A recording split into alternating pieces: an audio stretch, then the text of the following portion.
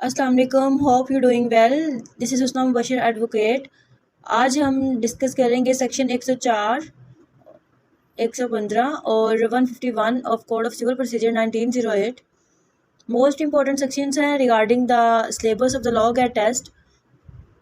104 जो है वो डिफ़ाइन करता है ऐसे ऑर्डर्स को कि जिनके ख़िलाफ़ हम अपील में जा सकते हैं, यानी अपीलेबल ऑर्डर्स को बयान करता है सेक्शन 104, यानी वो ऑर्डर्स के जिनके लिए अपील फ़ाइल हो सकती है। An appeal shall lie from the following orders and save as otherwise expressly provided in the body of this code or by any law for the time being in force from no other orders। यानी कुछ specific orders हमें दे दिए गए कि इनके ख़िलाफ़ आप appeal में जा सकते हैं, अदरवाइज़ जो है ऑर्डर्स के ख़िलाफ़ आप अपील में नहीं जा सकते। और इधर याद रखने वाली बात आपके लिए ये है कि हर डिक्री जो है वो अपीलेबल है, हर ऑर्डर अपीलेबल नहीं है, और स्पेसिफिक ऑर्डर्स हैं कि जिनके लिए आप अपील फ़ाइल कर सकते हैं। अब वो ऑर्डर कौन कौन से हैं? फर्स्ट आपका ऑर्डर है order under section 35A। Next है ऑर्डर अंडर सेक्शन 47। उसके बाद है एन ऑर्डर अंडर सेक्शन 95। और क्लॉज एच अगर आप देखें तो an order under any of the provision of this code imposing a fine or directing the arrest or detention in the civil prison of any person.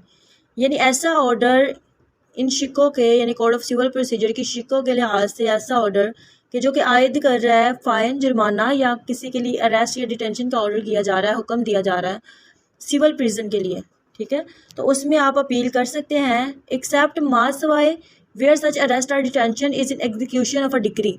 लेकिन अगर वो arrest यानी वो गिरफ्तारी और वो डिटेंशन जो है वो किसी भी डिक्री पर अमल दरामद करवाने के नतीजे में सामने आ रही है, तब आप जो है इस ऑर्डर के ख़िलाफ़ अपील में नहीं जा सकते। नेक्स्ट है any order made under rules from which an appeal is expressly allowed by rules. और मज़ीद ये कहा जा रहा है कि provided that no appeal shall lie against any order specified in clause F save on the ground that no order or an order for the payment of a less amount or to have been made. यानी जो भी 35A के तहत जो order है उसमें आप इस ग्राउंड पे अपील में नहीं जा सकते कि आपने जो कंपनसेटरी कॉस्ट हैं वो तो ये कोर्ट ने दे दी हैं और ये होना चाहिए थी, ऐसा नहीं होगा। यानी उस कॉस्ट को कम या ज़्यादा करने के लिए आप अपील फ़ाइल नहीं कर सकते। And next point is that कि no appeal shall lie from any order pass in appeal under this section, कि इस अपील में, यानी जो अपील में आप जा रहे हैं जिस भी ऑर्डर के ख़िलाफ़ अंडर सेक्शन 104, उसके बाद जो है कोई भी अपील का हक आप नहीं रखते। यानी जैसे लेट्स सपोज कि आपने सेक्शन 47 के तहत जो है वो अपील फ़ाइल कर दी, ठीक है, और आप जो है वो डिससेटिस्फाइड हैं उस ऑर्डर से, तो उस ऑर्डर के ख़िलाफ़ मज़ीद आप अपील फ़ाइल नहीं कर सकते। तो ये था सेक्शन 104 के कुछ स्पेसिफिक ऑर्डर्स हैं कि जिनके लिए आप अपील में जा सकते हैं। नेक्स्ट सेक्शन है सेक्शन 115 यानी 115 of the code of civil procedure, the most important section of the law guide series. Revision को ये डिफ़ाइन कर रहा है, ठीक है, और इसमें कहा जा रहा है कि पहला वर्ड हाई कोर्ट, कि द हाई कोर्ट में call for the record of any case. High court क्या कर सकता है? हाई कोर्ट तलब कर सकता है किसी भी केस का record which has been decided by any court subordinate to such high court. उस केस का रिकॉर्ड तलब किया जा सकता है जो कि हाई कोर्ट से मातहत अदालत हो, and in which no appeal lies. और सेकंड पॉइंट इज़ दैट कि उसमें अपील जो है वो आप फ़ाइल नहीं कर सकते। यानी जिस केस में आप अपील फ़ाइल नहीं कर सकते उसमें आप क्या फ़ाइल करेंगे? रिवीजन यानी निगरानी। And if such subordinate court appears, और ये किन किन सूरतों में आप कर सकते हैं?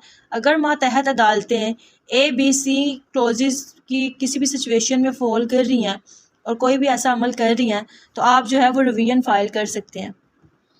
आप फ़ाइल भी कर सकते हैं और हाई कोर्ट भी रिकॉर्ड को तलब कर सकता है विद इट्स ऑन डिस्क्रिशन। अच्छा, नेक्स्ट रीजंस कौन सी हैं? If such subordinate court appears, अगर ये सामने आए मातहत अदालतों से। क्लॉज ए है to have exercised a jurisdiction not vested in it by law, यानी ऐसा इख्तियार समाज जो है वो एक्सरसाइज कर रही हैं जो कि लॉ उनको ग्रांट ही नहीं करता, ठीक है। नेक्स्ट क्लॉज बी है to have failed to exercise a jurisdiction so vested, या जो है वो इसमें नाकाम है कि वो उस इख्तियार समात को एक्सरसाइज करें जो उनको ग्रांट कर दिया गया बाय द लॉ।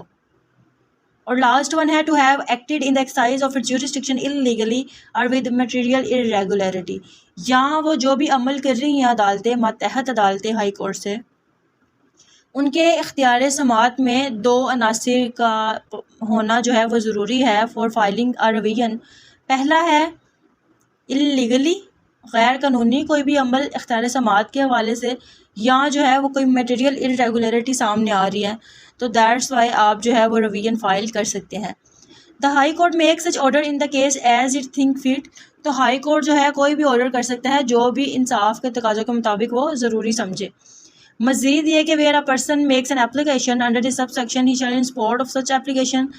मज़ीद ये कि जब आप एप्लीकेशन फ़ाइल करते हैं, कोई भी एप्लीकेशन फ़ाइल करता है रिवीजन की, तो इस सपोर्ट में एप्लीकेशन की वो कौन कौन से डॉक्यूमेंट्स जो है वो कोर्ट को देने का पाबंद है।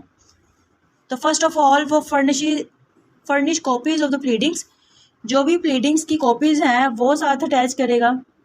Documents and order of the subordinate court, जो भी उस केस के रेलिवेंट दस्तावेज़ात हैं और ऑर्डर्स हैं कोर्ट के, उसको अटैच करेगा।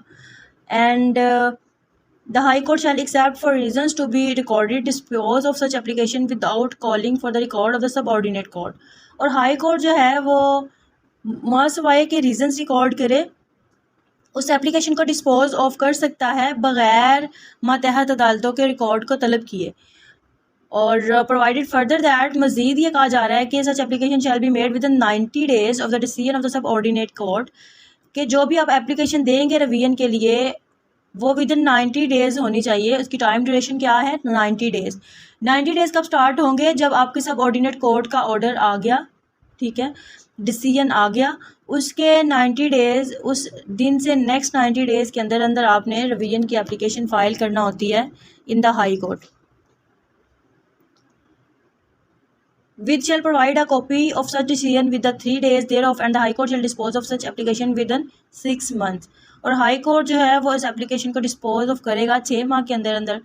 और द डिस्ट्रिक्ट कोर्ट्स में exercise the powers conferred on the high court by subsection 1 in respect of any case decided by a court subordinate to such district court in which no appeal lies. और अब district court में भी जो है वो ये exercise कर सकती है पावर्स, और उसमें भी आप फाइल कर सकते हैं रिवीजन को कि जिसमें अपील लाए नहीं कर रही। एंड द अमाउंट और value of the subject matter whereof does not exceed the limits of the appellate jurisdiction of the district court.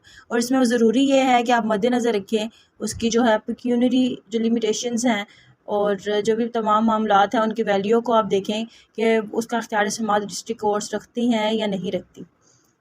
तो इसमें सबसे इम्पोर्टेंट बात कि आप फाइल भी कर सकते हैं, और हाई कोर्ट जो है एट हिज ऑन डिस्क्रिप्शन जो अपना रिकॉर्ड जो है मातहत अदालतों का वो भी तलब कर सकता है, ठीक है। और ज्यूरिसडिक्शन जो है वो मेन पॉइंट है। उसके बाद 90 days में आप फाइल कर सकते हैं, और 6 months में हाई कोर्ट इसको डिस्पोज ऑफ करने का पाबंद होगा। सेक्शन 151 जो है वो डिफ़ाइन करता है इनहेरेंट पावर्स को, और इनहेरेंट पावर्स जो हैं वो ऑथोराइज़ किया गया है कोर्ट को कि इंसाफ की फराहमी के लिए ये पावर्स जो हैं वो कोर्ट्स को ग्रांट की जाती हैं कि वो एक्सरसाइज कर सकती हैं। जब 151 का जिक्र आएगा तो आपके माइंड में होना चाहिए कि इनहेरेंट पावर्स की बात हो रही है। और बेयर एक्ट रीडिंग देख लें तो nothing in this code shall be deemed to limit or otherwise affect the inherent power of the court to make such orders. यानी कि आप कोर्ट को कोई चीज़ माने नहीं है और ना ही लिमिट कुछ करता है, अब कोई असरअंदाज होता है कि वो इनहेरेंट पावर्स को एक्सरसाइज नहीं करें। अब कोर्ट कोई भी ऑर्डर कर सकती है, किस चीज़ के लिए? एज मे बी नेसेसरी, जो ज़रूरी हो, for the ends of justice, इंसाफ की फराहमी के लिए, or to prevent abuse of the process of the court. और कोर्ट का जो भी डिले का प्रोसेस है, अगर कोई भी मामला जो है कोर्ट में तख़ीर का शिकार है तो उसको रोकने के लिए और इंसाफ की फराहमी के लिए, इंसाफ के तकाज़ों को पूरा करने के लिए लॉ जो है वो ग्रांट करता है इनहेरेंट पावर्स कि कोर्ट जो है उसको एक्सरसाइज करते हुए कोई भी ऑर्डर जो है वो जारी कर सकती हैं।